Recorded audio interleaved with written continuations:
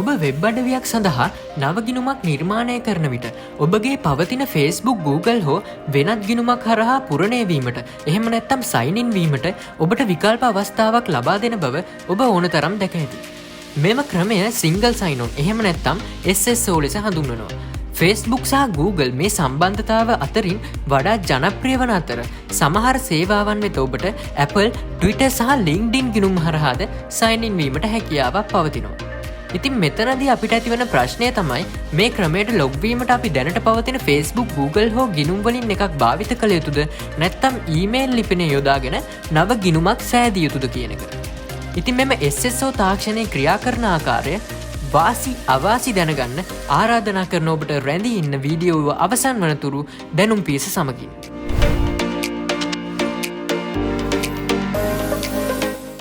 SSO ක්‍රමයෙහි වාසි අවාසි පිළිබඳව කතා කිරීමට පෙර අපි Facebook, Google සහ Apple ගිණුම් සඳහා වන දත්ත ෂෙයා කිරීමේ ප්‍රතිපත්ති එහෙම නැත්නම් data sharing policy එක ගැන කතා කරමු. Facebook හි දත්ත ෂෙයා කිරීමේ ප්‍රතිපත්තිය. අනෙකුත් සේවාවන් මෙන්ම Facebook ගිණුමක් ආරම්භ කරන විට ඔබගේ නම, ඊමේල් ලිපිනය සහ පැතිකඩ ඡායාරූපය එහෙම නැත්නම් ප්‍රොෆයිල් පික්චර් එකක් අපි ලබා දෙන්න ඕනේ. ඔබගේ වයස, ස්ත්‍රී පුරුෂභාවය, උපන්දිනය, පවුලේ විස්තර, විනෝදාංශ සහ භාවිත කරන උපාංග වැනි පුද්ගලික තොරතුරු ඇතුළුව ඔබගේ ප්‍රොෆයිල් එකෙන් ලබාගත හැකි ඕනම තොරතුරක් වෙත ප්‍රවේශ වීමට තෙවන පාර්ශවයකට හැකියාවක් පවතිනවා. කෙසේ වුණත් ඇතැම් දත්ත ඔවුන්ගේ ප්‍රතිපත්ති හරහා වෙනත් පාර්ශවයන්ට ලබා දීමට ඔවුන් අවසර ලබා දෙන්නේ නැහැ. Google හි දත්ත ෂෙයා කිරීමේ ප්‍රතිපත්තිය.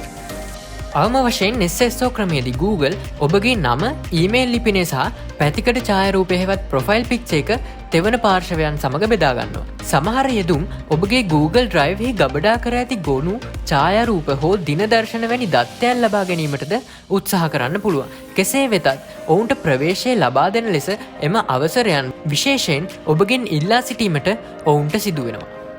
Apple හි දත්ත ෂෙයා කිරීමේ ප්‍රතිපත්තිය. Apple ගිණුමක් හරහාද රෙජිස්ටර් වීම ආරම්භ කළ විට නම, විද්‍යුත් තැපෑල තෙවන පාර්ශවයන් සමග බෙදා ගන්නවා. කෙසේ වෙතත් පරිශීලකයන්ට ඔවුන්ගේ නම සංස්කරණය කිරීමේ විකල්ප අවස්ථාවක් Apple මගින් ලබා දීලා තියෙනවා. එසේම ඔවුන්ට ඔවුන්ගේ විද්‍යුත් තැපැල් ලිපිනය සැඟවීමටද අවස්ථාවක් ලබා දීලා තියෙනවා. එම අවස්ථාවේදී Apple විසින් ඔබගේ ගිණුමට ස්වයංක්‍රීයව ව්‍යාජ ඊමේල් ලිපිනයක් ජනනය කරනවා. Apple සමග සයින් ඉන් වීමට ද්විසාධක ස්ථාපනය නැතහොත් two factor authentication ක්‍රමයද අවශ්‍ය වෙනවා. සමාගම පවසන්නේ යෙදුම සමග සිදු කරන ඔබගේ අන්තර්ක්‍රියා පිළිබඳව ඔවුන් දත්ත රැස් කරන්නේ නැහැ කියලා. SSO ක්‍රමයෙහි ප්‍රධාන වාසි පිළිබඳව දැන් අපි කතා කරමු. ඉතින් මේ ක්‍රමයෙහි තියෙන ප්‍රධානම වාසිය වෙන්නේ කාලය ඉතුරු වීම සහ පුරණය වීමට ඇති පහසුව. මේ හරහා ඔබගේ සමාජ මාධ්‍ය ගිණුමෙන් තොරතුරු ලබාගත හැකි බැවින් පෝරම සහ ශේත්‍ර පිරවීමේ දීර්ඝ ලියාපදිංචි කිරීමේ ක්‍රියාවලිය සම්පූර්ණයෙන්ම මගහරිනවා. එසේම පරිශීලක නාම සහ මුරපද මතක තබා ගැනීමේ කාර්යද අවම කරනවා. සමහර යෙදුම් වලට මෙම ක්‍රමය ඉතාමත් ප්‍රයෝජන වෙනවා. මෙසේ සමාජ මාධ්‍ය ගිණුම් වලින් ලින්ක් කිරීම මගින් ඔබට වැදගත් දත්ත හා තොරතුරු ඉතා පහසුවෙන් වෙනත් යෙදුම් සමග හුවමාරු කර ගැනීමට සහ භාවිත කිරීමට අවස්ථාව ලබා දෙනවා. SSO ක්‍රමයෙහි ප්‍රධාන අවාසි පිළිබඳව අපි දැන් කතා කරමු. SSO ක්‍රමයෙහි අවාසි සියල්ලම භාවිත කරන්නාගේ කැමැත්ත සහ ආරක්ෂාව මත ක්‍රියාත්මක වෙනවා. මෙම ක්‍රමය වගින් ලියාපදිංචි වීමේදී හුවමාරු කරන දත්ත හා තොරතුරු තෝරා ගැනීම සීමා කරනවා. පෙර සඳහන් කළ ලෙස ඔබ කුමන ක්‍රමය භාවිත කළත් ලියාපදිංචි වීමේදී ඔබ බොහෝ දේ ඇතුළත් කර තිබිය හැකි වුවත් ඔබගේ නම, ඡායාරූප සහ සම්බන්ධතා තොරතුරු හුවමාරු කර ගැනීමට යෙදුමට මේ මගින් අවසර ලබා දෙනවා. සමහර අවස්ථාවලදී නව යෙදුම ඔබගේ වයස, ස්ථානය හෝ රුචිකත්වය වැනි පෞද්ගලික තොරතුරු වෙත ප්‍රවේශය ලබා ගන්නවා. මෙම විස්තර ඔබට පෞද්ගලීකරණය කළ දැන්වීම් සැපයීමට හෝ දත්ත එකතු කිරීමේ සමාගම් වලට විකිණීමට භාවිත කිරීමට හැකියාවක් පවතිනවා. ඔබගේ සමාජ මාධ්‍ය ගිණුමට හැකර්කරුවෙකු පිවිසෙනොත් ඔබගේ ගිණුම් තොරතුරු භාවිත කර ඔබ ලියාපදිංචි කළ අනෙකුත් ගිණුම් පාලනය කිරීමටද ඔවුන්ට හැකියාවක් ලැබෙනවා. තවද Facebook හෝ Google සේවා ඇනහිටීමක් සිදු වුණොත් එමගින් එම ගිණුම් හරහා ක්‍රියාත්මක වන SSO සේවාද බිඳ වැටෙන්න පුළුවන්. අවසාන වශයෙන් ඔබ එක් ගිනුම බෙදාගන්නේ කුමන දත්තද යන්න පිළිබඳව දැනුවත් විය යුතු අතර SSO ප්‍රවේශය ලබාදීමෙන් ඔබට පහසුද නැද්ද යන්න තීරණය කළ යුතුයි. නිදසුනක් වශයෙන් තමන්ගේ විශ්වාසනීය කීර්තිනාමයක් ගොඩනගාගෙන නොමැති වෙබ් අඩවියකට ඔබගේ සම්බන්ධතා තොරතුරු ඉක්මනින් ලබාගෙන වංචාකරුවන්ට මුදලට විකිණීමට හැකියාවක් පවතිනවා.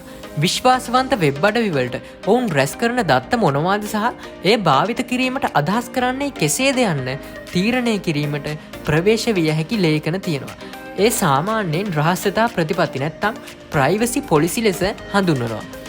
තොරතුරු සහ පරිශීලකයන්ට පාලනය කළ හැකි දේ මත පදනම්ව Apple SSO සම්බන්ධයෙන් භාවිත කිරීමට හොඳම සේවාවන්ගෙන් එකක් වන අතර ඔබට Apple උපාංගයක් නොමැතිව වුවද Apple ගිණුමක් නිර්මාණය කිරීමට හැකියාව පවතිනවා.